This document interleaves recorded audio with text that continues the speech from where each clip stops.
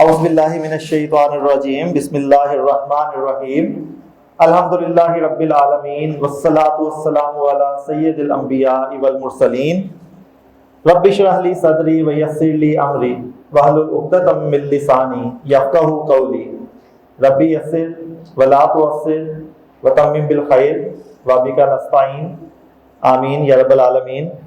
سبحانک لا علم لنا الا ما علمتنا انک انت العلیم الحکیم۔ السلام علیکم بیٹا۔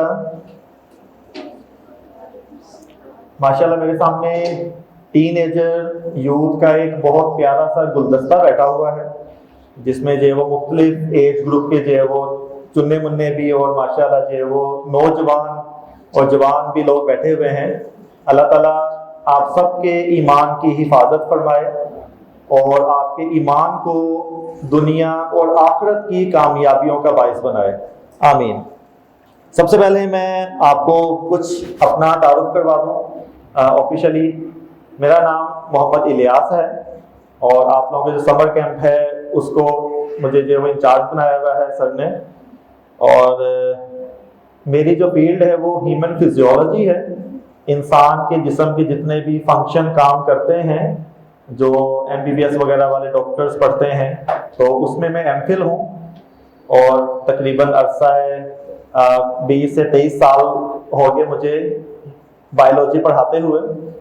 تو ڈفرینٹ انسٹیٹیوٹ میں، جس میں بیکن ہاؤس ہے، روٹس ہے، کپس ہے، کراچی انٹرنیشنل ہے، DPS ہے، تو ڈفرینٹ اداروں میں جو ہے وہ میں بائیولوجی ٹیچ کرتا رہا ہوں، اور اس کے علاوہ اسٹوڈنٹس ان میں ایز اے اونر جو ہے وہ اس کا ایز اے ڈائریکٹر میں کام کر رہا ہوں، اور کچھ عرصہ سے جو ہے وہ قرآن اکیڈمی کے ساتھ منسلک ہوں۔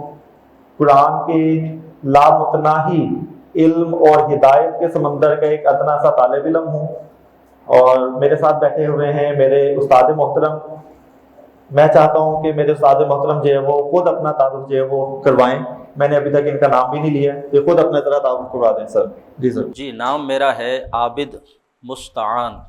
مستعان it's a little bit difficult to pronounce, لیکن یہ دراصل اللہ کا نام ہے۔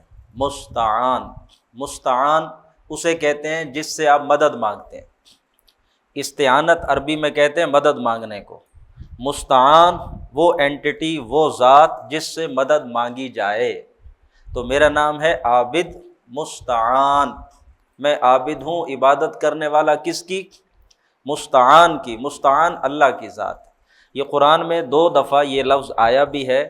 ایک دفعہ تو حضرت یعقوب علیہ السلام نے کہا، بڑا مشہور وہ واقعہ ہے، جب وہ اپنے بھائی کو، حضرت یوسف کے جو بھائی تھے، انہیں کنویں میں پھینک کے آئے، اور وہ یوسف علیہ السلام کی جو قمیض تھی اس پہ کوئی جھوٹا انہوں نے خون بھی لگایا ہوا تھا، تو اپنے والد صاحب کو، ان کے والد کون تھے حضرت یوسف کے؟ حضرت یعقوب علیہ السلام۔ تو انہیں کہنے لگے جی بھیڑیا چیر پھاڑ گیا، کھا گیا انہیں، اور وہ ساری انہوں نے کہانی جو بنائی تھی وہ بیان کی۔ تو جواب میں حضرت یعقوب نے یہ لفظ کہا تھا، واللہ المستعان علی ما تصفون۔ جو باتیں تم کہہ رہے ہو اس پر میں مدد کس سے مانگتا ہوں؟ اللہ سے۔ واللہ المستعان علی ما تصفون۔ تو یہ مستعان اللہ کا نام ہے۔ اس کے شروع میں عابد، یہ پورا نام میرا ہو گیا عابد مستعان۔ میں انگریزی کا پروفیسر رہا ہوں پرائیویٹ کالجز میں، لیکچرر، مختلف کالجز میں پڑھایا ہے، لیکن ان کا تجربہ بہت زیادہ ہے، میرا تو 7-8 سال کا ہے۔ اور میں قرآن مجید کا حافظ بھی ہوں۔ بچپن میں ہی والد صاحب نے حفظ کروا دیا تھا، ان کی مہربانی، گھر میں ہی میں نے حفظ کیا تھا والد صاحب سے ہی، کہیں باہر مدرسے سے نہیں پڑھا۔ اور اسی طرح درس نظامی جو ہے، جسے آپ کہتے ہیں مدارس کا علم 8 سال کا، وہ بھی میں نے کیا ہوا ہے، اور وہ بھی کسی مدرسے سے نہیں کیا ہوا، والد صاحب سے ہی۔ وہ شیخ الحدیث تھے، تو گھر میں ہی کتابیں انہوں نے جیسے پڑھائیں سسٹرز کو، تو میں نے بھی ساتھ پڑھی، اور امتحان ہم نے دیے۔ وفاق کا بھی بورڈ ہوتا ہے درس نظامی کا، جیسے آپ کے یہ جو اسکول کی ایجوکیشن ہے اس کے بورڈ ہوتے ہیں، پھر آگے یونیورسٹی ایجوکیشن ہوتی ہے، تو وہ ریلیجیس جو ایجوکیشن ہے اس کے بھی بورڈ، وہ میں نے امتحان دیے تھے۔ تو باقی ایم فل انگلش ہوں دنیاوی تعلیم کے اعتبار سے۔ تو یہ میرا کچھ مختصر سا بیک گراؤنڈ ہے۔ پریویس تقریباً 3 سال اب ہونے کو ہیں کہ میں یہاں قرآن اکیڈمی میں آیا، تو میں یہاں انگریزی پڑھانے تھا، لیکن یہاں میں نے رہائش یہاں رکھی تھی قرآن اکیڈمی میں، لیکن اللہ تعالیٰ نے اب ایسا سبب بنا دیا کہ یہیں پر اب میں پرماننٹ رہتا ہوں، انگریزی پڑھانی میں نے چھوڑ دی۔ یہ مختصر سا تعارف۔ ماشاء اللہ جی، عابد مستان صاحب جو قرآن اکیڈمی کا ایک بہت اہم اثاثوں میں سے ایک اثاثہ ہے، اللہ تعالیٰ جو ہے وہ ان کے ایمان میں، ان کی زندگیوں میں برکت عطا فرمائے۔ تو سب سے پہلے جو ہے میں اس سیشن کا کچھ جو بیسک بنیادی مقاصد ہیں وہ آپ کے ساتھ شیئر کر دوں، تاکہ آپ لوگوں کو ایک پکچر کلیئر ہو جائے کہ ایکچولی سیشن میں کیا ہونے جا رہا ہے اور کن پوائنٹس پہ جو ہے وہ ہم آپ کے ساتھ یہ ڈسکس کریں گے اور اس سے کیا فائدہ ہوگا اور کتنا ضروری ہے یہ آپ لوگوں کے لیے۔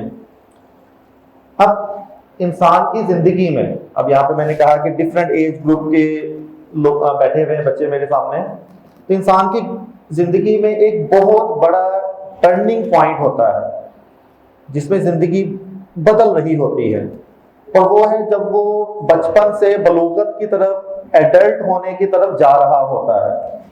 ٹھیک ہے، بچپن کی زندگی بڑی بادشاہی زندگی ہوتی ہے، ٹھیک ہے، شریعت کی پابندیاں نہیں ہوتی، ٹھیک ہے، نماز فرض نہیں ہوئی جب تک، ٹھیک ہے، اگر آپ نے نماز نہیں بھی پڑھی کوئی بات نہیں، ٹھیک ہے، اللہ تعالیٰ نے بھی آسانی دی ہوئی ہے کہ چلو بچے کھیل کود لیں، پہلے اپنی زندگی جو ہے وہ انجوائے کر لیں، ٹھیک ہے، ان کی تربیت ہو جائے۔ روزہ کبھی رکھ لیا، اگر رکھا تو ساری فیملی خوش ہو رہی ہے کہ واہ روزہ رکھا ہے اور یہ روزہ کشائی ہو رہی ہے، اور نہیں بھی رکھا کوئی اتنی جو وہ پوچھ گچھ نہیں ہے۔ لیکن جب شریعت کی پابندیاں شروع ہو جاتی ہیں، جب آپ ایک ایسی عمر میں جاتے ہیں جہاں پر پھر نماز کا نہ پڑھنا آپ کے لیے گناہ کا باعث بھی ہے، آپ کے لیے بے برکتی کا باعث بھی ہے، دنیا اور آخرت میں جو وہ اللہ تعالیٰ کی ناراضگی کا باعث ہوگا، یا دوسرے جو اللہ تعالیٰ کے احکامات ہیں، نماز تو ایک پوائنٹ ہے، اس کے علاوہ اللہ تعالیٰ کے کتنے ہی احکامات ہیں کہ اگر وہ آپ نہیں کرتے تو پھر اللہ تعالیٰ کی ناراضگی بھی ہوگی آپ سے۔ جب اللہ تعالیٰ ناراض ہوں گے تو ظاہر ہے آپ دنیا میں بھی کامیاب نہیں ہوں گے، آخرت تو پھر ظاہر ہے وہ اللہ تعالیٰ ہی کے اوپر ہے کہ وہ آپ کے ساتھ جو کیسا سلوک کریں گے۔ تو اب یہ ایک ایسا موڑ آ گیا ہے جس میں کم از کم آپ کو اللہ تعالیٰ کے احکامات کا تو پتہ ہونا چاہیے کہ اللہ تعالیٰ جب آپ سے کیا ڈیمانڈ کر رہے ہیں، کیا چاہتے ہیں، خاص طور پر جس عمر میں آپ آ گئے ہیں، اس عمر میں آپ کے اوپر کیا کیا پابندیاں شروع ہو چکی ہیں۔ ٹھیک ہے، آپ لوگوں کو اکثر پتہ نہیں ہوتا، کچھ جو ہے وہ قاری صاحب جو بتا دیتے ہیں، کچھ ایسی چیزیں ہوتی ہیں جو آپ بھی صحیح طرح سے ڈسکس نہیں کر پاتے، نہ اپنے پیرنٹ سے، نہ اپنے ٹیچر سے، ٹھیک ہے، کیونکہ یہاں سارے لڑکے بیٹھے ہوئے ہیں تو میں تھوڑا سے جو وہ الفاظ استعمال کروں گا، کچھ آپ کے پرائیویٹ پارٹس کے بارے میں کچھ انفارمیشن ہوتی ہے، کچھ تبدیلیاں آ رہی ہیں آپ کے جسم کے اندر، ٹھیک ہے، جو کہ آپ ہیزیٹیٹ کرتے ہیں، شرماتے ہیں کہ میں اپنی ماں سے کیسے بات کروں یا باپ سے کروں یا اپنے ٹیچر سے کیسے بات کروں، ٹھیک ہے۔ تو ہمارے اس سیشن کا مقصد یہ ہے کہ وہ سوالات جو کہ ان اٹینڈنٹ ہے، جو کہ اٹینڈ نہیں کیے جاتے، نہ ٹیچر وہ بات کرتا ہے نہ کوئی اور بات کرتا ہے، تو کیوں نہ ان سوالات کو ہم ایک ڈسکشن کی شکل میں ہم جو ہے وہ آپس میں ڈسکس کریں گے۔ آپ کو اسی ڈسکشن میں اپنی بہت ساری کنفیوژن کے جوابات ملیں گے، بہت سارے سوالوں کے جواب ملیں گے، لیکن پھر بھی اگر آپ کو محسوس ہو کہ میرا یہ مسئلہ ہے ایک جو میں کسی سے شیئر نہیں کر سکتا، تو آپ اس کو ایک پیج کے اوپر لکھ کر فولڈ کر کے چاہیں تو اپنا نام لکھیں، چاہیں تو نہ لکھیں، ٹھیک ہے، وہ آپ جو وہ جمع کروا دیں مجھے، عابد صاحب کو یا کسی بھی آفس میں، تاکہ اگلے سیشن میں ہم آپ کو وہ پرابلم دیجیے وہ ڈسکس کریں، تاکہ پتہ چل جائے وہ ایک بچے کے پرابلم کی وجہ سے سب کو اس کا حل مل جائے گا، کہ ایک بچے نے وہ سوال کیا اور اس کی برکت کہہ لیں کہ اس کی برکت سے کیا ہو گیا، باقی سب کو جو ہے وہ اس کا کانسیپٹ کلیئر ہو گیا کہ ہاں ایسی سچویشن میں اب یہ کام کرنا چاہیے، ٹھیک ہے۔ تو وہ بھی آپ نے بتا دیا کہ وہ آپ اپنا کوشچن ایک پیج پہ لکھ کر جمع کروا دیجیے گا، ٹھیک ہے۔ تو آج کی جو ہماری ڈسکشن ہے اس پہ ہم نے کچھ بنیادی چیزوں سے شروعات کرنی ہے، کہ سب سے بنیادی چیزیں جو ضروری ہیں اسلام میں، تو جب بلوغت سٹارٹ ہوتی ہے تو اس میں سب سے پہلے جو ہے وہ میں عابد مستان صاحب سے پوچھنا چاہوں گا کہ سر اسلام میں حیا، موڈیسٹی، شرم و حیا، اس کی بہت زیادہ جو ہے وہ اہمیت بیان کی گئی ہے، تو میں یہ جاننا چاہتا ہوں کہ کیوں ہے کہ ہمارے ایمان کا کتنا گہرا تعلق ہے حیا کے ساتھ، کہ کیوں حیا کو اتنی زیادہ اہمیت دی جاتی ہے، کہ جیسے ایمان ہے ہی سارا کا سارا حیا کے اوپر بیس کرتا ہے۔ تو کائنڈلی حیا کے بارے میں تھوڑا سا جو ہے وہ بریف کیجیے گا۔ بالکل، یہ آپ کے اس سوال کو ایڈریس کرنے سے پہلے میں یہ ایک چھوٹا سا پوائنٹ بچوں کے سامنے واضح کرنا چاہتا ہوں۔ جو آپ نے کہا نا کہ انسان جب بڑا ہوتا ہے تو کچھ پابندیاں اس پہ اللہ تعالیٰ لگا رہے ہوتے ہیں۔ آپ غور کیجئے، یہ جو پابندیاں ہوتی ہیں اللہ تعالیٰ کی طرف سے، جو کچھ لمٹس سیٹ کی جاتی ہیں جیسے جیسے آپ بڑے ہوتے چلے جاتے ہیں، تو یہ اس لیے نہیں ہوتی کہ آپ کی جو انجوائمنٹ ہے یا جو آپ کی گروتھ ہے یا جو آپ کا پیس آف مائنڈ ہے اس کو اللہ تعالیٰ کم کر رہے ہیں، خام خواہ پابندیاں لگا دی ہیں، یہ تو زیادتی ہے، یہ تو نہیں ہونا چاہیے، اسلام کی یہ بات تو بڑی سخت ہے، آئی ڈونٹ نو پتہ نہیں کیسے اب۔ تو یہ جو ہماری سوچ ہے اس کو پہلے اپنے ذہنوں میں بہت کلیئرٹی کے ساتھ واضح کر لیں کہ ہمارا خالق کون ہے؟ اللہ۔ ہم یہ مانتے ہیں ہمارا پیدا کرنے والا اللہ ہے۔ تو اللہ جس نے ہمیں بنایا ہے وہ بہتر جانتا ہے کہ کون سی چیز ہے جو ہمیں سپوائل کرے گی اور کون سی چیز ہے جو ہمیں بہتری کی طرف لے جائے گی۔ ایگزیکٹلی جو بندہ کوئی شے بناتا ہے تو اسے بہتر پتہ ہوتا ہے نا کہ اس کی اچھی فنکشننگ کس طرح سے ہو سکتی ہے اور کون کون سی چیزیں ہیں کہ جو اسے خراب کر دیں گی۔ سیل فون بنانے والی جو کوئی کمپنی ہے، یہ واچ بنانے والی جو کمپنی ہے یا کوئی اور ایسی ڈیوائس، تو وہ آپ کو بتاتی ہے نا ان چیزوں سے اسے بچانا ہے، نہیں تو یہ کیا ہو جائے گی؟ خراب ہو جائے گی۔ یہ چیزیں ہیں، اس کو آپ نے دھیان رکھنا ہے، اس طرح اس کو لے کر چلنا ہے۔ تو اللہ تعالیٰ ہمارے خالق ہیں، ہمارے بنانے والے ہیں۔ ہمیں بنانے کے بعد اس نے ہمیں گویا کہ ایک قرآن مجید دیا، ایک مینول دیا۔ مینول کہہ لیں آپ اسے۔ مینول کیا ہوتا ہے؟ ایک انسٹرکشنز ہوتی ہیں نا کسی بھی ڈیوائس کی۔ تو اللہ نے انسان کو بنانے کے بعد اس کی گائیڈنس کے لیے کیا دیا؟ قرآن دیا، رسول بھیجا، اس نے آ کر چیزیں واضح کی۔ یہ گویا کہ آپ کے لیے ایک مینول ہے، یہ کرو گے تو تم ٹھیک رہو گے، تمہاری گروتھ ہوگی، تمہاری نشو و نما ہوگی، تم بالکل ہیلدی لائف گزارو گے پیس آف مائنڈ کے ساتھ۔ آج یہی پیس ہی تو ہے ساری دنیا جس کو ڈھونڈ رہی ہے، بچے جس کے لیے پریشان ہے، امن نہیں ہے، سکون نہیں ہے، دل کا سکون، ذہن کا سکون نہیں۔ تو ریزن بہائنڈ دس، ہم اس مینول کو لے کے نہیں چل رہے، جو چیزیں ہمیں خراب کرتی ہیں ہم ان کو فالو کرتے ہیں۔ تو شریعت کی جو پابندیاں ہیں، اللہ کی طرف سے جو کچھ باؤنڈری سیٹ کی گئی ہے، ان کو اپنے ذہن میں یوں کر کے بٹھائیں کہ یہ ہماری بہتری کے لیے، ہمارے خالق نے ہمیں یہ چیزیں دی ہیں تاکہ ہم ان پر جب انہی کے اندر رہ کے زندگی گزاریں گے تو اسی میں ہماری خوشی بھی ہے، ہماری گروتھ بھی ہے، ہماری بہتری بھی ہے اور سکون بھی ہے اور مزہ بھی ہے۔ اب باقی آپ کے سوال کی طرف کہ حیا کیا چیز ہے، جو لفظ میں بولوں گا آپ نے ان الفاظ کو اپنے ذہن کے اندر بٹھانا ہے اور یہ خود بخود بیٹھ جائیں گے اگر آپ توجہ کریں گے تو۔ سوال کیا تھا؟ آپ ریپیٹ کیجئے۔ حیا کیا ہے؟ حیا کی دین میں کیا اہمیت ہے؟ حیا، شرم و حیا، بے حیائی، یہ لفظ آپ سنتے ہیں نا اکثر۔ آج آپ اس کو ڈیفائن کرنے لگے ہیں، حیا کیا چیز ہے، دین میں اس کی کیا اہمیت ہے، کیوں ایمان اس کے ساتھ جڑا ہوا ہے۔ تو حیا کا جو لفظ ہے، سب سے پہلے میں آپ کو اس لفظ کا ترجمہ بتاؤں لنگوسٹکلی، زبان میں یہ جو لفظ ہے اس کا ترجمہ کیا ہوتا ہے۔ حیا کا لفظ حیات سے نکلا۔ عربی میں ایک لفظ ہوتا ہے حیاؤن، جس کا مطلب ہوتا ہے زندگی۔ اردو میں بھی ہم بولتے ہیں حیات، حیات دنیاوی، مطلب یہ کہ دنیاوی زندگی، حیات زندگی کو کہتے ہیں۔ یہ لفظ زندگی کے ساتھ جڑا ہوا ہے۔ اللہ کے بارے میں ہم کہتے ہیں الحی ہے، زندہ جاوید ہستی ہے، یحیی وہی زندگی دیتا ہے۔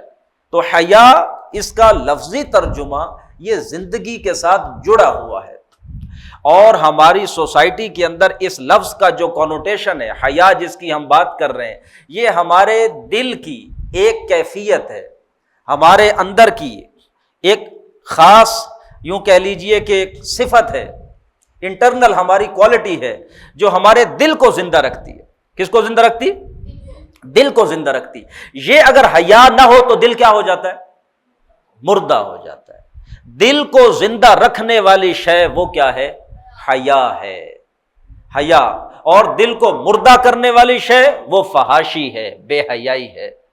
فحاشی یہ حیا کے لیے زہر ہے، اور حیا فحاشی کا علاج ہے. یہ میرا جملہ پھر سنیے، حیا کو کون سی شے ختم کرتی ہے؟ فحاشی.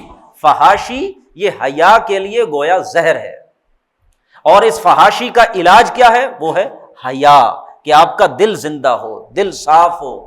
آپ کی ایک باطنی کیفیت ہے حیا، جس میں آپ اندر زندگی محسوس کرتے ہیں. میں یہاں اب جب میں نے فحاشی کہا تو اس کو بھی سمجھ لیں. فحاشی کیا ہے؟ فحاشی آپ کی ہر وہ بات ہے، آپ کا ہر وہ کام ہے جو حیا کی حدود کو توڑتا ہے. یا اس کو میں مزید سادہ کر لوں کہ ہر وہ شے جو آپ کی جنسی خواہش کو پرووکیٹ کرے، ایکسائٹ کرے، بڑھائے. جنسی خواہش یہ اردو کا لفظ ہے، اگر میں اس کو انگلش میں ٹرانسلیٹ کروں تو انسان کی جو اللہ تعالیٰ نے ارجز رکھی ہیں اندر، نیچرل ہے نا، بھوک لگتی ہے یہ نیچرل ہے، پیاس لگتی ہے یہ نیچرل ہے. تو جب بچے بڑے ہو رہے ہوتے ہیں، بچپن سے نکل کر بلوغت میں آ رہے ہوتے ہیں، تو ایک سیکشول ارج پیدا ہوتی ہے. یہ اللہ نے ہمارے میکنزم کے اندر رکھی ہے، یہ نیچرل ہے. بالکل جسی طرح ہمیں بھوک لگتی ہے، جس طرح ہمیں پیاس لگتی ہے، اسی طرح یہ سیکشول ارجز بھی پیدا ہوتی ہیں. اب ان سیکشول ارجز کو اللہ نے ڈسپلن کیا ہے. کیا کیا ہے؟ ڈسپلن کیا ہے کہ ان کو اس طرح پورا کرنا ہے، اس طرح پورا کرنا ہے. والدین کو کہا کہ جب بچے جوان ہو جائیں، یہ ارج پیدا ہو جائے، تو اس کو سیٹسفائی کرنے کے لیے ان کی کیا کر دو؟ شادیاں کر دو. اب یہ آگے ہمارا ایک سوشل سیٹ اپ ہے جس کو ہم نے کس طرح بنا رکھا ہے. لیکن بنیادی بات آپ سمجھیں کہ یہ جنسی خواہش نیچرل ہے، فطری ہے. تو ہر وہ کام، آپ کی ہر وہ بات جو آپ کی اس جنسی خواہش کو ایکسائٹ کرے، پرووکیٹ کرے، اسے آؤٹ آف کنٹرول لے جائے، تو وہ ہے فحاشی، وہ ہے بے حیائی. یہ آپ اس میں ہر وہ شامل کر لیں. زبان کی بےہودگی، بےہودہ گفتگو آپ استعمال، اس سے ایکسائٹ ہوتا ہے بندہ. یا لباس آپ ایسا پہنتے ہیں، لباس کی اتنی بے پردگی کہ وہ آپ کا وہ جو ہے اس سے یہ ایکسائٹ ہو رہی ہیں چیزیں، وہ بھلے میل پہن رہا ہو یا فیمیل جو بھی. یا اسی طرح آپ نگاہیں ہیں، نگاہوں کے ساتھ کیا کیا اشارے اور حرکتیں اور لطیفے اور اس طرح کی پوئٹری، یہ ساری چیزیں کیا ہے؟ فحاشی ہو جائیں گی. فحاشی ہر وہ شے ہے جو آپ کی جنسی اس خواہش کو آؤٹ آف کنٹرول کر دے. اور یہ فحاشی زہر ہے کس کے لیے؟ حیا کے لیے. اگر آپ فحاشی سے بچنا چاہتے ہیں تو اس کا علاج کیا ہے؟ حیا ہے. اور حیا کا ترجمہ کیا ہے؟ کہ یہ دل کی ایک کیفیت ہے جس میں آپ محسوس کرتے ہیں آپ کا دل زندہ ہے. یہ آپ کا ایک انٹرنل میکنزم اللہ نے آپ کے اندر رکھا ہے جو آپ کے ایمان کی حفاظت کرتا ہے، آپ کی نظروں کو نیچے رکھتا ہے، آپ کے لباس کو باوقار بناتا ہے، بڑا ڈگنیفائڈ آپ لباس، آپ گفتگو بڑی اچھی کرتے ہیں، زبان کنٹرول کر کے رکھتے ہیں.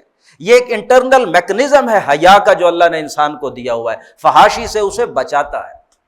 تو اسی لیے اللہ کے رسول نے صلی اللہ علیہ وسلم فرمایا الحیاء شعبۃ من الایمان، حیا ایمان کا حصہ ہے، ایمان کی شاخ ہے.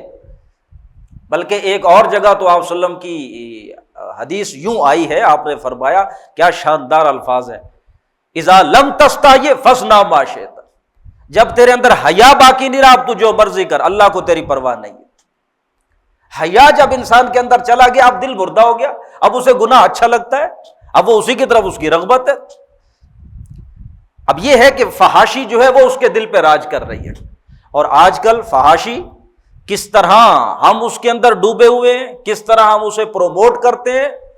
اب یہ جو سوشل میڈیا پلیٹ فارمز ہیں، ٹک ٹاکس ہیں، اور ہمارے جو اکاؤنٹس چل رہے ہوتے ہیں انسٹا پہ اور ادھر ادھر، ہم کیا لگا رہے ہوتے ہیں، کس طرح کے لطیفے ہیں، کس طرح کی ہماری پوسٹیں ہوتی ہیں، کیا ہم ویڈیوز، کیا گانے اور کس طرح کے وہ ساری چیزیں. اور ہم کیا چاہ رہے ہوتے ہیں؟ اس پہ ہمیں ویوز ملیں، لائکس ملیں، ہمارے فالوورز بڑھیں، ہماری یہ چیز وائرل ہو جائے. فضول چیز، ایسی چیز آپ نے بنائی ہے کہ ایسی فوٹو آپ نے لگائی ہے کہ جو فحاشی کے درجے کی چیز ہے اور آپ اسے وائرل کرنا چاہ رہے ہیں. اب میں یہاں قرآن کی ایک آیت آپ کو سناؤں، سورۃ نور کے اندر آئی ہے. اللہ فرماتے ہیں ان الذین یحبون ان تشیع الفاحشۃ فی الذین آمنوا لہم عذاب علیم فی الدنیا والآخرہ. جو لوگ یہ چاہتے ہیں کہ مومنوں میں فحاشی پھیلے، ان کے لیے دنیا اور آخرت میں دردناک عذاب.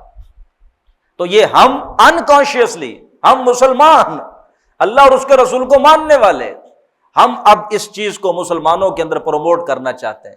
فحاشی کو، بے حیائی کو، یہ ساری چیزیں جس کو میں ایکسپلین کر چکا ہوں۔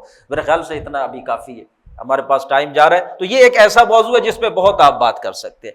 جسٹ میں نے آپ کو بتا دیا حیا کیا ہے، فحاشی کیا ہے، حیا کس طرح فحاشی اسے ختم کر دیتی ہے، اور اگر آپ فحاشی سے بچنا چاہتے ہیں تو اس کے لیے علاج بھی حیا ہی ہے۔ جی سر۔ ماشاءاللہ جی، بہت ہی اچھے طریقے سے سر نے ایکسپلین کیا، اور کتنا جو ہے وہ مجھے بھی لگ رہا تھا کہ شاید یہ میرے لیے ہی باتیں ہیں، آپ کو لگ رہا ہوگا آپ کے لیے باتیں ہیں، ٹھیک ہے۔ تو ہر عمر کے لیے جو ہے نا یہ باتیں ہیں، کیونکہ سر نے کتنا اچھا بتایا کہ اگر حیا ہے تو آپ زندہ ہیں، اللہ کے لیے آپ قیمتی ہیں۔ اگر آپ میں حیا نہیں ہے تو پھر آپ مردہ ہوں زندہ ہوں، اللہ کو آپ کی کوئی پرواہ نہیں ہے۔ تو اللہ تعالیٰ ہم سب کو جو ہے وہ اپنی حفظ و امان میں رکھیں۔ سر دوسرا سوال آپ سے ہے، سورہ نور کی آپ نے جیسے کہ ریفرنس دیا، اسی کی جو ہے وہ آیات ہیں، آگے آیت نمبر 30 اور پھر 31 ہے، اس میں کہا گیا ہے کہ مومن مردوں سے کہو کہ اپنی نگاہیں نیچی رکھیں، اور اس کے بعد ویری نیکسٹ آیت میں جو ہے وہ کہا گیا ہے کہ مومن عورتوں سے بھی کہو کہ وہ بھی اپنی نگاہیں نیچی رکھیں۔ تو ایک تو قرآن پاک میں جو ہے وہ مردوں کو پہلے نظروں کی حفاظت کا جو ہے وہ کہا گیا ہے، حکم دیا گیا ہے، اس کے بعد عورتوں کا، اور جو ہے وہ انفارچونیٹلی ہم یہ سمجھتے ہیں کہ شاید یہ پردے کا حکم یا نظروں کی حفاظت صرف لڑکیوں کا ہی کام ہے کہ وہی بس اپنی حفاظت کریں۔ لڑکے سمجھتے ہیں کہ ہمارے اوپر پردے کا کوئی حکم یا نظروں کی حفاظت کا کوئی حکم ہے ہی نہیں۔ تو لیکن جب قرآن پاک پڑھتے ہیں تو اس میں میں سمجھتا ہوں کہ جیسے مردوں کو بہت زیادہ نظروں کی حفاظت کا کہا گیا ہے کہ پہلے ان کو کہا بعد میں عورتوں کا کہا۔ تو آپ تھوڑا سا اس کو وضاحت کرتے ہیں کہ نظروں کی حفاظت کا کیا اہمیت ہے اور کیا اس زمانے میں ہمیں کرنا چاہیے اس بارے میں؟ جی بالکل ٹھیک ہے، جیسے میں نے ابھی حیا کے بارے میں بتایا کہ یہ آپ کے اندر کا ایک یوں کہہ لیں کہ ایک سسٹم ہے جو اللہ نے رکھا ہے، حیا کا ایک سسٹم۔ اس سسٹم کو برقرار رکھنے کے لیے جو چیزیں کرنا ضروری ہیں، اس سسٹم کو انٹیکٹ جو چیزیں رکھتی ہیں، ان میں سے سب سے ٹاپ پہ نظروں کی حفاظت ہے۔ نظر کی حفاظت آپ کرتے ہیں تو حیا دل میں باقی رہتی ہے، آپ نظروں کی حفاظت نہیں کرتے تو حیا کا جنازہ نکل جاتا ہے۔ نظریں بہت امپورٹنٹ، بہت اہم، بلکہ یہ تو شاعری میں آپ پڑھتے ہیں نظروں کے تیر چلتے ہیں، نگاہوں کے تیر ہوتے ہیں۔ جیسے آپ آنکھیں چار کرتے ہیں کسی فیمیل کے ساتھ، کسی لڑکی کے ساتھ، تو نگاہیں اتنی طاقتور ہوتی ہیں کہ یہ گویا تیر ہے جو آپ کے دل کے اندر گھستے چلے جا رہے ہیں۔ ان تیروں سے بچنا ہے، جیسے آپ وہ بچتے ہیں نا ان تیروں سے۔ پہلے دور میں آپ، اب تو ویڈیوز میں بھی آپ دیکھتے ہیں، موویز میں بھی آپ نے دیکھا، پہلے دور میں جب فوجیں لڑتی تھی تو جس طرح وہ حملے کیا کرتے تھے، ان میں ایک بڑا حملہ تیروں کا ہوتا تھا، ٹھیک ہے جناب، تیر پھینکے جاتے تھے، تو کیسے انسان ڈھال رکھتا تھا تیروں سے بچنے کے۔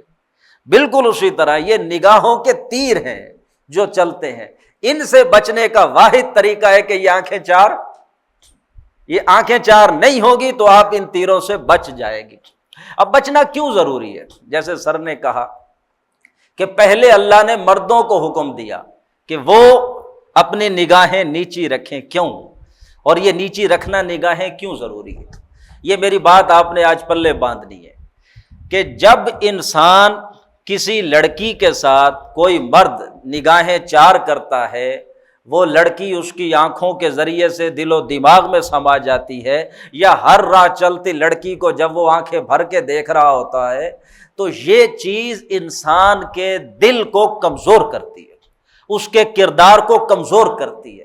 وہ اپنے دل میں محسوس کرتا ہے بڑا کمزور ہو گیا ہوں میں، ہر کسی کی طرف نگاہیں اس کی اٹھتی ہیں، ہر کسی کو دیکھتا ہے، اپنے اندر اس کے کوئی عزم، کوئی فارمنس وہ فیل نہیں کرتا، کردار کی کوئی طاقت نام کی شے اس کے اندر باقی رہتی۔ اس بندے کا کوئی کردار نہیں ہے جس کا اندر بالکل کمزور ہے، اور اندر کے کمزور ہونے کی دلیل یہ ہے کہ اس کی نظریں جو ہیں بے قابو ہیں۔ آپ اگر کسی لڑکی کی طرف نہ دیکھیں، کانشیسلی آپ اس سے نظریں ہٹا لیں، تو آپ اپنے اندر ایک طاقت، ایک کردار، ایک مضبوطی محسوس کریں گے۔ جب آپ کی آنکھوں میں حیا ہوتی ہے، آپ کی نظروں میں حیا ہوتی ہے، آپ اندر سے بڑے مضبوط ہوتے ہیں۔ اور یاد رکھیے گا اس دنیا کے اندر ہر وہ شخص جس نے کوئی کنٹریبیوٹ کیا ہے، جو بڑا شخص بنا ہے، جو بھی کوئی لیڈر تھا جس نے انسانیت کو انفلوئنس کیا ہے، وہ با کردار آدمی تھا۔ وہ کیا تھا؟ با کردار۔ وہ دنیا کے کسی کونے سے ہو، وہ ادھر ساؤتھ ایشیا سے ہو، یورپ سے ہو، آسٹریلیا سے ہو، امریکہ سے ہو، ہر وہ شخص جس نے انسانیت پر اپنا اثر چھوڑا وہ کون تھا؟ با کردار تھا، مضبوط آدمی تھا۔ اور دنیا کے اندر ہمیشہ جو تبدیلی آتی ہے وہ با کردار افراد لے کر آتے ہیں، جن کا اندر بڑا منظم ہوتا ہے۔ کمزور لوگوں سے کبھی کوئی کام نہیں ہوتا۔ تو یہ جو نگاہوں کی بے احتیاطی ہے یہ انسان کو اندر سے کمزور کر دیتی ہے، اور اسی سے ساری چیزیں پھر آگے شروع ہوتی ہیں۔ جبکہ اللہ بندہ مومن کو کیا دیکھنا چاہتے ہیں؟ مضبوط دیکھنا چاہتے ہیں۔ بندہ مومن مضبوط ہوگا تو حق کے لیے کچھ کر سکے گا۔ آج آپ دیکھتے ہیں سوسائٹی میں، معاشرے کے اندر کہیں کوئی حق، خیر یا جسٹس آپ کو نظر آتا ہے؟ ہر طرف برائی، برائی ہی برائی، ہر طرف فحاشی۔ اور جیسے میں نے ابھی ہلکا سا آپ کو حوالہ دیا تھا سوشل میڈیا کا، یہ شیم لیسنس کس درجے آ چکی، یہ میں اور آپ اپنی آنکھوں سے دیکھ رہے ہیں۔ تو یہ سب کیوں ہو رہا ہے کہ اس وقت جو مسلمان ہیں، جو خیر کے علمبردار ہیں، ان کے کردار کسی کھاتے کے نہیں ہیں، کھوکھلے ہو چکے۔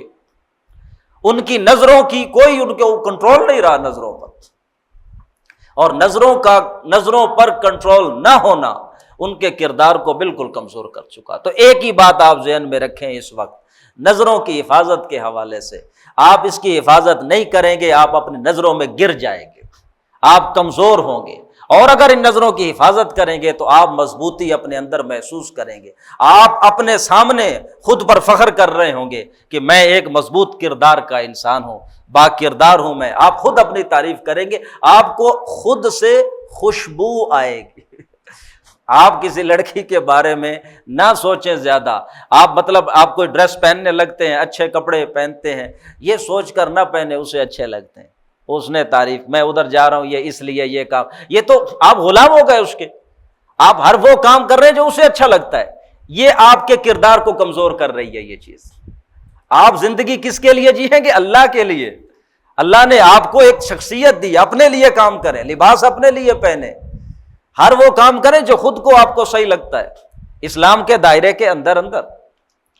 تو جب آپ کسی کو فالو کرتے ہیں، کسی کو آئیڈیالائز کرتے ہیں، کسی کا بت اپنے ذہن میں دل میں بٹھا لیتے ہیں، بنا لیتے ہیں۔ چلے میں یہ ایک پوائنٹ اور ہائی لائٹ کر دوں یہاں، یہ جو بچے کہتے ہیں نا کہ سچی محبت ہو جاتی ہے، عشق ہو جاتا ہے، مطلب یہ ہے کہ میں صحیح کہہ رہا ہوں کہ مجھ سے میں اس کے بارے میں I can't help, I can't stop thinking about her، کہ میں ہو ہی نہیں سکتا، وہ میرے دل و دماغ پہ یہ سچی محبت ہو گئی، یہ علامت ہو گئی ہے سچی محبت کی۔ میں اٹھتا ہوں اس کا خیال، سوتا ہوں اس کا خیال، جو بھی کام کر رہا ہوتا ہوں اس کا خیال، تو یہ مجھے سچی یہ محبت ہو گئی۔ اس کو سمجھ لیں، یہ بڑا فراڈ ہے، یہ ایک جھوٹ ہے جس کی حقیقت کو آپ ڈیکوڈ کر لیں اپنے ذہنوں پہ۔ ایک لڑکی آپ نے دیکھی، وہ پہلے تو آپ نے آنکھیں بھر کے دیکھا تو تبھی وہ آپ کے ذہن میں اس کی امیج جو ہے آپ کے دل میں اس کی بیٹھ گئی۔ ہوتا کیا ہے، ہم راہ چلتے ہوئے کسی لڑکی کو دیکھتے ہیں کسی مال پر، کسی اور فنکشن پہ، کہیں اور جناب، تو وہ ظاہر ہے وہ آپ کو پیاری لگی، پیاری تو لگے گی، جیسے میں نے شروع میں بتایا کہ یہ تو نیچرل ارج ہے جو اللہ نے رکھی ہے، اچھی تو لگے گی۔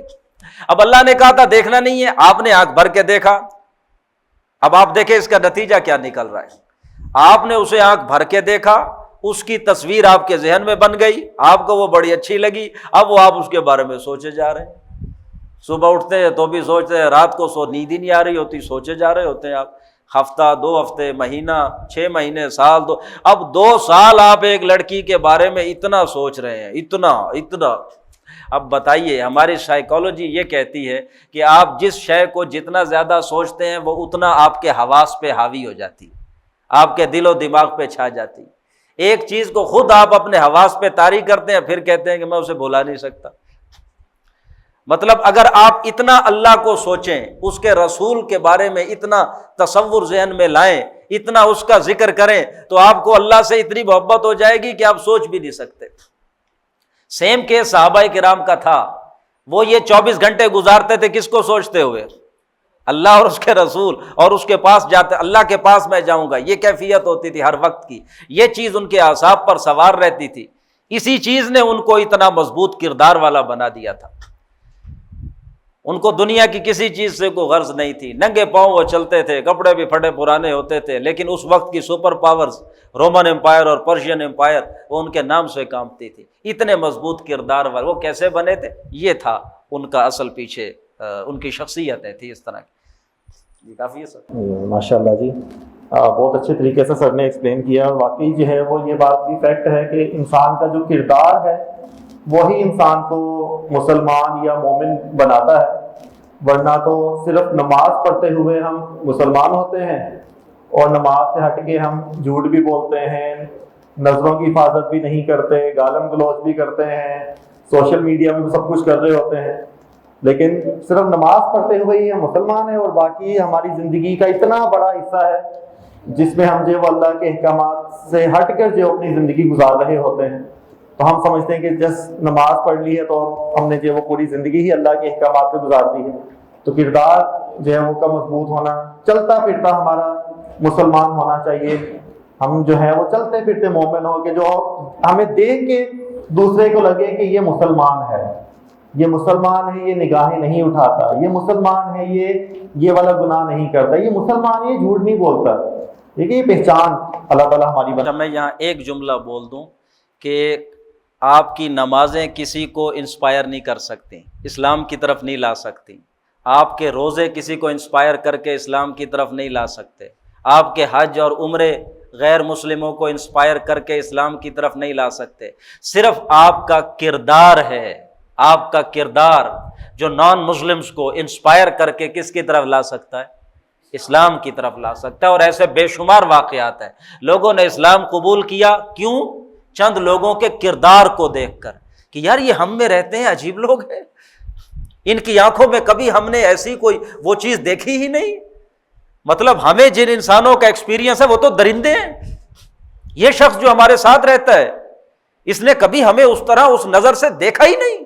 یہ کون لوگ ہیں؟ انسان ہے کیا ہے؟ تو یہ وہ کردار تھا مسلمانوں کا جس نے نان مسلمز کو انسپائر کیا اور انہوں نے اسلام قبول کیا. یہ ہے کردار کی طاقت. جی سر آخری سوال، ہمارے پاس ٹائم تھوڑا ہے تو ہم اس کو. اور سر ایک سوال جو تھا بڑا اہم ہے، حیا اور نظروں کی حفاظت کے بعد جو ہے جب ہم قرآن مجید پڑھتے ہیں قصہ آدم و ابلیس، ڈاکٹر عبدالسمیع صاحب نے بھی آپ لوگوں کے ساتھ جو ہے وہ قصہ بیان کیا ہوگا کہ جب شیطان نے اپنے وسوسے کے ذریعے حضرت آدم علیہ السلام اور حضرت اماں حوا کو جو بہکانے کی کوشش کی تو اللہ تعالیٰ نے ایک حکم دیا تھا کہ کچھ بھی کھاؤ پیو لیکن اس شجر کے پاس اس درخت کا پھل نہیں کھانا. تو سٹوری آپ لوگوں کو پتہ ہوگی کہ شیطان نے جو وسوسہ اندازی کر کے اور جو بھی بہانے بنائے وہ قرآن مجید میں اس کے بہانے بھی لکھے ہوئے ہیں کہ یہ کہہ کے جو بہلایا پھسلایا اور وہ پھل کھلا دیا دونوں کو. اور اللہ تعالیٰ نے قرآن پاک میں لکھا ہوا ہے کہ شیطان کا مقصد کیا تھا. شیطان کا مقصد یہ نہیں تھا کہ وہ ان کو جنت سے نکلوائے. شیطان کو پتہ ہی نہیں تھا کہ انہوں نے جنت سے نکلنا ہے یا نہیں نکلنا. تو اللہ تعالیٰ نے قرآن پاک میں لکھا ہوا ہے کہ شیطان کا مقصد کیا تھا، کہ شیطان یہ چاہتا تھا کہ ان کی شرمگاہیں ان پر عیاں کر دے. اب انسانی زندگی کا اتنا بڑا سب سے پہلا شیطان کا جو حملہ ہے اس کا مقصد اللہ تعالیٰ نے سورۃ الاعراف میں جو بیان کیا ہے. تو میرا خیال ہے کہ جو ہے وہ ہمارے بہت سے گناہوں کی ابتدا ہی یہاں سے ہو جاتی ہے، اس لیے شیطان نے سب سے پہلے اسی چیز کو ٹارگٹ کیا. تو میں جیسے ایک ریفرنس کے طور پہ بات کی ہے، باقی ڈیٹیل میں سر سے جاننا چاہوں گا کہ اسلام میں شرمگاہ کی حفاظت اتنی زیادہ ہے اور اس کا جو کیا احکامات ہیں اور کیا اہمیت ہو سکتی ہے سر پلیز. جی پرائیویٹ پارٹس انگلش میں ہم انہیں کہتے ہیں، عربی میں اس کے لیے لفظ ہے فرج. کیا لفظ ہے؟ فرج. اب فرج کا ترجمہ آپ اگر اردو میں کریں تو فرج کہتے ہیں اس دراڑ کو جو بلڈنگز میں نہیں پڑ جاتی، بلڈنگز میں دراڑیں پڑ جاتی ہیں، جو دراڑ پڑ جائے شگاف اسے فرج کہتے ہیں. اور اس دراڑ کا مطلب کیا ہوتا ہے کہ یہ کمزور پوائنٹ ہے، یہاں سے یہ بلڈنگ گر سکتی ہے، کلیپس کر دیوار، دراڑ پڑ گئی، بھائی اس کو بند کرو، اس دراڑ کو ذرا دیکھو، اس کو صحیح کرو۔ کیوں صحیح کرو؟ یہاں سے یہ اب ویک پوائنٹ ہے اس دیوار کا، اس بلڈنگ کا، کولیپس کر سکتی ہے یہاں سے یہ بلڈنگ۔ تو فرج اللہ تعالیٰ نے کہا انسان کے پرائیویٹ پارٹس کو، شرمگاہ کو، کہ یہ ہے دراڑ، یہ ہے انسان کا ویک پوائنٹ، یہاں سے انسان گر سکتا ہے۔ میں ابھی آپ کو بتا رہا تھا نا کہ نظروں کی حفاظت کریں گے کردار مضبوط ہوگا۔ اگر آپ نظر کی حفاظت نہیں کریں گے تو یہ جنسی خواہش آپ کی پرووکیٹ ہوگی، بہت زیادہ ایکسائٹ ہو جائے گی، آگے بڑھ جائے گی، اور پھر اس کے نتیجے میں کیا کچھ آپ کے ذہن میں آئے گا، کیا کچھ آپ کریں گے، کس طرح آپ اس کو رسپونڈ کر رہے ہوں گے، ریئیکٹ کر رہے ہوں گے، آپ کے کردار کا جنازہ نکال دیں۔ یعنی یہ ہے وہ دراڑ، یہ ہے انسان کا ویک پوائنٹ، جہاں سے انسان گر سکتا ہے، ٹوٹ سکتا ہے، ختم ہو سکتا ہے۔ اور اس کا آغاز کہاں سے ہوتا ہے؟ نگاہوں سے، نظروں۔ آپ اپنے پرائیویٹ پارٹس کو محفوظ کرنا چاہتے ہیں تو آپ کو کس چیز کی حفاظت کرنی ہوگی؟ نگاہوں کی حفاظت کرنی ہوگی۔ میں آپ کو بتاؤں، ہمارے جو بزرگ ہیں وہ پہلے یہ نصیحت کیا کرتے تھے، آج کل تو یہ چیزیں رہی ہی نہیں معاشرے میں۔ اساتذہ بزرگ یہ نصیحت کیا کرتے تھے بچوں کو کہ دیکھو اپنا لنگوٹ کس کے رکھنا ہے۔ کیا کرنا ہے؟ لنگوٹ کہتے ہیں یہ انڈر ویئر کو، یہ پہلوان لڑائی کرتے وقت وہ کشتیاں ہوتی تھی وہ پہنتے تھے، آج کل بھی UFC میں آپ جو دیکھتے ہیں پہنے ہوئے انہیں، تو وہ WWE یا UFC میں وہ لنگوٹ جو پہنا ہوا ہے آپ نے، اس کو کس کے رکھنا ہے۔ بزرگ یہ کہا کرتے تھے، اس کو ڈھیلا نہیں ہونے دینا۔ کیا مطلب ہوتا تھا؟ اسے کسی پر ایکسپوز ہونے نہیں دینا، اس کو کنٹرول کر کے رکھنا ہے، قابو کر کے رکھنا ہے اس کو۔ یہ انسان کا ویک پوائنٹ ہے، یہاں سے انسان گر سکتا ہے، ٹوٹ سکتا ہے، کمزور ہو سکتا ہے۔ انسان کی ورتھ دوسرے کی نظروں میں خطر۔ آج ہر بندہ لڑکیوں کے پیچھے بھاگتا ہے، گرل فرینڈز کے پیچھے بھاگتا ہے، کوئی ان کی گرل فرینڈز کے بھی سامنے کو ان کی عزت ہوتی ہے؟ ہمیشہ عزت ان لڑکوں کی ہوتی ہے جو لڑکیوں کے پیچھے بھاگ نہیں رہے۔ آپ نے کبھی فیل کیا یہ؟ غور کیجئے گا، ہر سوسائٹی میں، ہر انسٹیٹیوشن میں، ہر محلے میں کچھ لڑکے ایسے ہوتے ہیں لڑکیاں ان پہ مر رہی ہوتی ہیں، وہ لڑکیوں پہ نہیں مرتے۔ کیوں؟ ان کا کردار اتنا مضبوط ہوتا ہے۔ اور دیکھیے یہ جو کلچر ہے جس کو ہم نے بدقسمتی سے بہت سی چیزیں ہیں جنہوں نے اس میں پارٹ پلے کیا ہے، اس میں سے ایک ایجوکیشن بھی ہے۔ ایک تو میڈیا ہے، سوشل میڈیا، اور دوسرا میڈیا اور یہ موویز اور یہ ڈرامے، یہ چیزیں، اور دوسرا ایجوکیشن، اس نے بہت کنٹریبیوٹ کیا ان چیزوں کو آگے بڑھانے میں۔ تو جو انسان، جو بچہ اپنی نگاہوں کی حفاظت کرتا ہے اور یہ لنگوٹ کس کے رکھتا ہے، یہ اپنی شرم گاہیں کسی پہ ایکسپوز نہیں ہونے دیتا، تو وہ تباہ نہیں ہوتا، برباد نہیں ہوتا، وہ ٹوٹتا نہیں ہے، وہ مضبوط شخص رہتا ہے۔ میں بس وقت ختم ہو گیا اس لیے میں زیادہ اس کی مزید کو ایکسپلین نہیں کرنا چاہ رہا۔ آپ کی گیمز کا وقت ہے، ہم اس میں سے بالکل نہیں لیں گے۔ یہ 5 منٹ آپ کے اس لیے ہم نے اضافی لے لیے کیونکہ ہم نے شروع 10 منٹ لیٹ کیا تھا اپنا یہ لیکچر۔ تو بہرحال میں ایک حدیث آپ کو سنا کر یہ کنکلوڈ کرتا ہوں آپ کی بات، میں اپنی بات کو، اور اس طرح ہم انشاءاللہ امید ہے کہ چیزیں ڈسکس کرتے رہیں گے۔ اور جو سر نے آپ کے ساتھ ایک چیز شیئر کی ہے، میں چاہتا ہوں کہ آپ اس کو سیریسلی لیں۔ آپ کے کوئی کنسرنز ہوں، آپ انڈیویجولی مل کے ڈسکس کر لیں، آپ کوئی چیزیں لکھ کر کسی جگہ، بلکہ ہم باکس یہاں رکھوا دیتے ہیں کہیں، آپ اس میں وہ ڈال دیں اپنے سوال، تاکہ ہم آپ کے جو جینون کنسرنز ہیں، جو وہ ایشوز ہیں، ان کو ایڈریس کر سکیں۔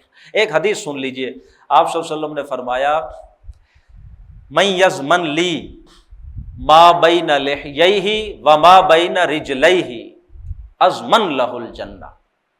نگاہوں کی حفاظت اور شرمگاہ کی حفاظت کے لیے چوٹی کی حدیث پھر سنیں۔